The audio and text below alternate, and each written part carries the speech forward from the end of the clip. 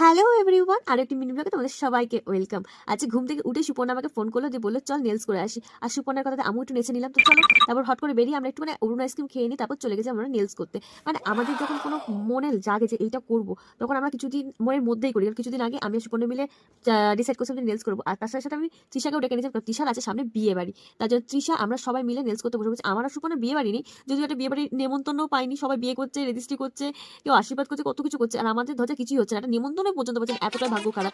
তো যাই হোক, এই যে আমার নেলসটা এখন ঘষাঘষি তো হয়েই গেছে। আর এই যে আইটা হচ্ছে আমার পুরোপুরি ফাইনাল লুক নেলসের। আর নেলসটা আমি পুরোপুরি ভাবেই সিম্পল রেখেছি, কারণ আর ছোট রেখেছি। এর আগে আমি অনেক বড় বড় নেলস করছি, সত্যি খুব কষ্ট হয় তার জন্য। আর নেলসটা কেমন হয়েছে তোমরা অবশ্যই কমেন্ট করে জানিও। আর আমার হাতে এত সুন্দর নেলসটা করে দিয়েছে কিন্তু পৌলমি।